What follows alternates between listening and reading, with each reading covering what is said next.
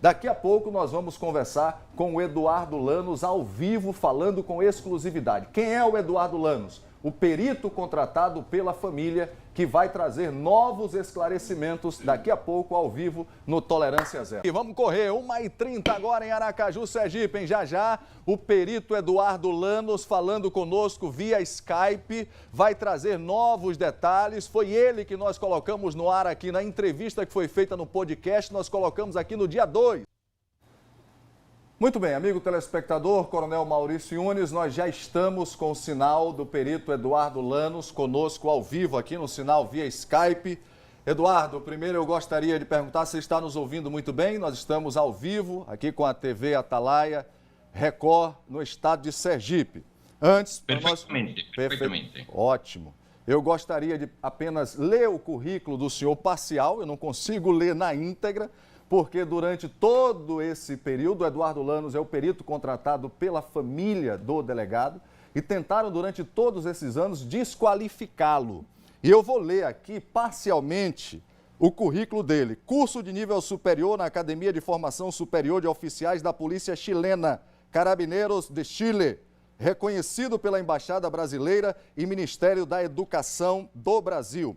Licenciado em Ciências Policiais, Criminalísticas 1, 2 e 3, Direito Penal e Processual, especialista em acidentes do trabalho, de trânsito, reprodução simulada, análise de local de crime, fenômenos cadavéricos, análise de imagens, confronto balístico, hematologia forense. Coronel Maurício Yunes, essa é uma pequena parte do currículo deste profissional. Eu gostaria de mais uma vez agradecer pela confiança e a segurança de estar falando conosco. O senhor sabe que eu exibi aquela entrevista no dia 2 de maio, iria acontecer, não é? O júri no dia 9 foi anulado, o júri aconteceu ontem. Doutor Eduardo Lanos, quando foi que o senhor entrou neste processo? Em que período o senhor foi contratado pela família? Quantos meses após o crime? Por favor, mais uma vez, boa tarde. Exatamente, eu não me lembro, mas acho que tinha 2 ou 3 anos já de acontecido o fato. Muito bem. E a partir de que momento o senhor teve acesso a esta peça que foi montada, né, com mais de 3.000 páginas, aos laudos técnicos? A partir de que momento o senhor teve acesso a esta peça e o que o senhor começou a analisar e desconfiar da divergência? O que o senhor encontrou de divergente do que estava pronto e o senhor falou antecipadamente e ontem foi desmontado no tribunal do júri?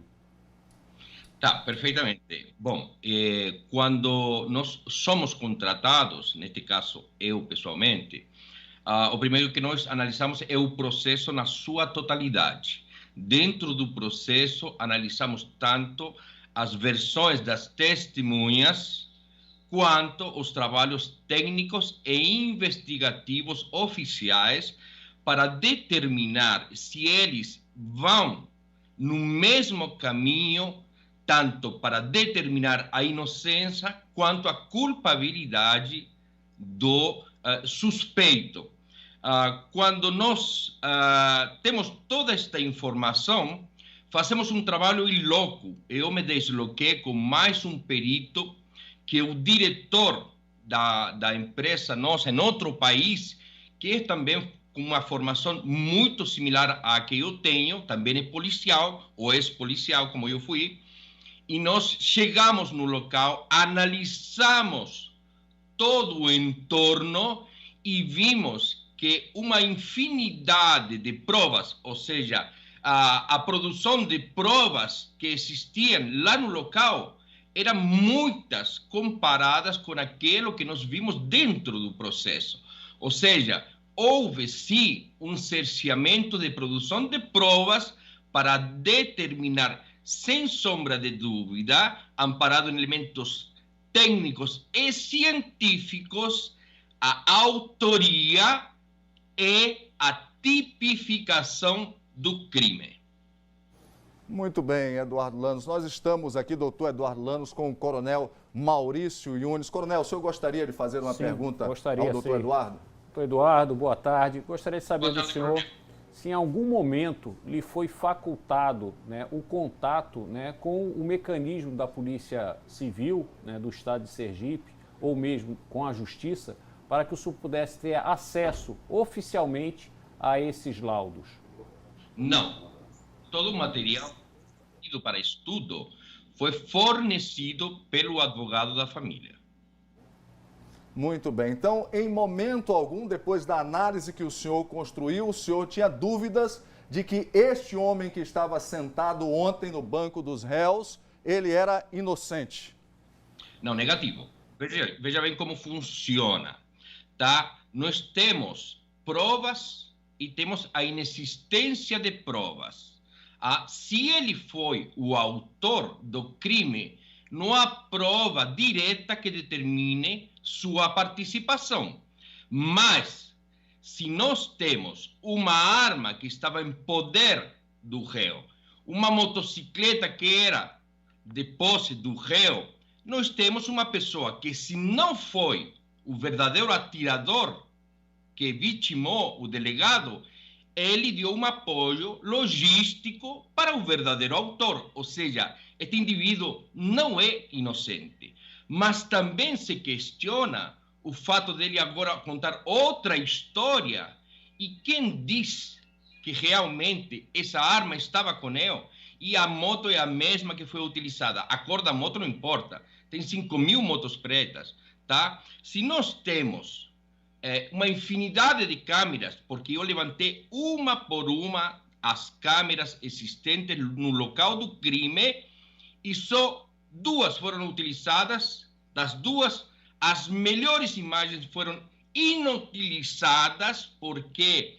Porque elas mostrariam, acredito eu, a dinâmica correta do fato e, segundo, daria a possibilidade de melhorar as imagens a partir de um profissional capacitado e não da opinião de um policial para falar que não serviam, quem poderia trazer como resultado objetivo, de forma técnica, a clareza de quem seria a pessoa que estava na motocicleta.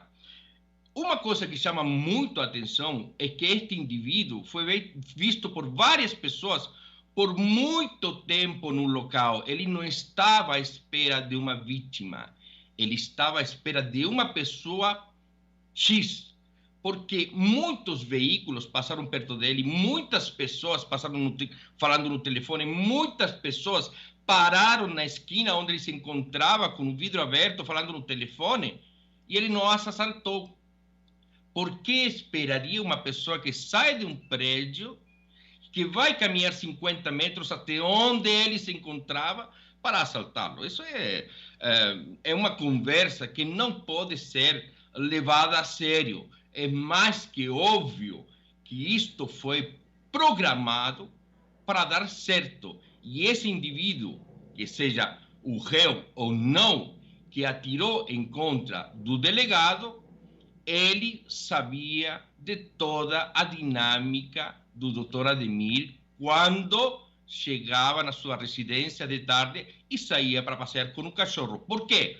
Porque o primeiro que eu perguntei para a família, ele tinha por costume fazer isso aí? Sim, tinha por costume, nesse horário aproximado, sair com um cachorrinho para passear.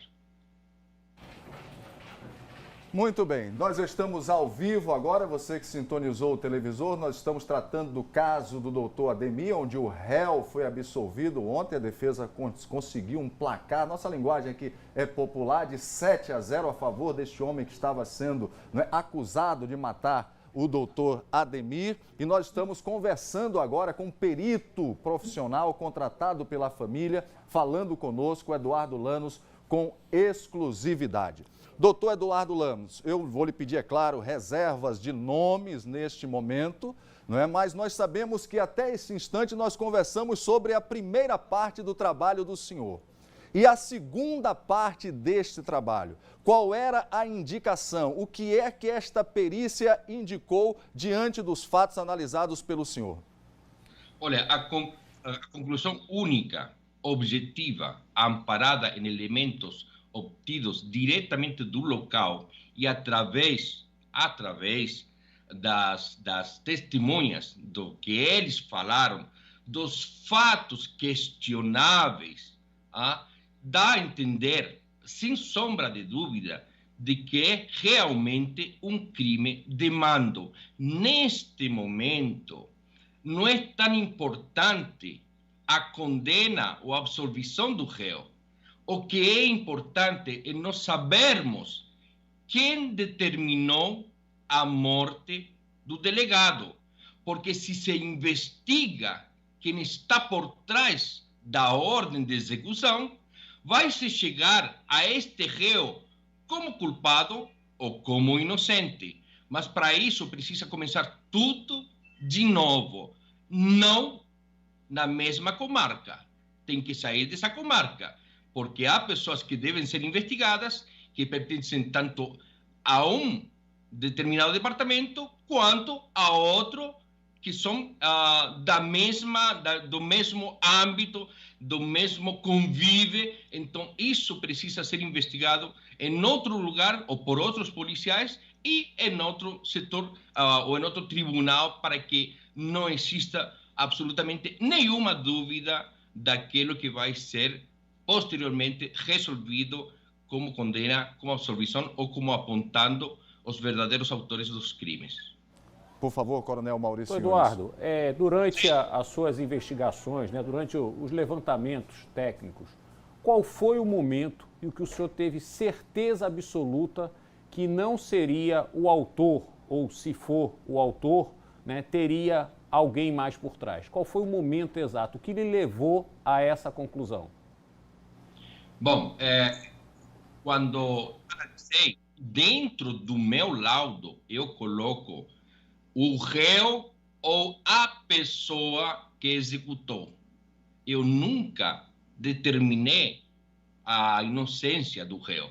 O que eu falei que é muito comum colocar um bode expiatório em algumas situações onde eu já trabalhei anteriormente para poder esconder outras, tá? Mas neste caso, de fato, o réu teve participação tanto como apoio logístico, tanto como encobridor do fato, porque ele poderia ter denunciado o fato se tivesse conhecimento, mas também não podemos deixar de lado tudo o que ele falou. Então, para mim não existem provas inquestionáveis que ele foi o autor do crime.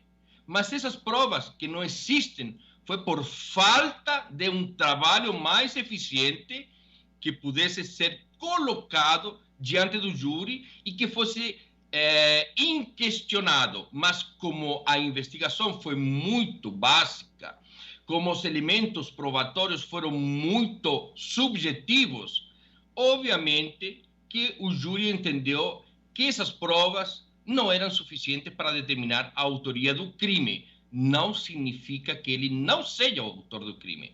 E se o fraco desempenho realizado para acusá-lo e para produzir provas trouxe como consequência a absolvição do réu. Muito bem, doutor Eduardo Lanos, muito obrigado pela participação, confiança em falar conosco aqui na nossa TV Atalaia, na Record Sergipe. Uma boa tarde, Deus abençoe o senhor. Boa tarde.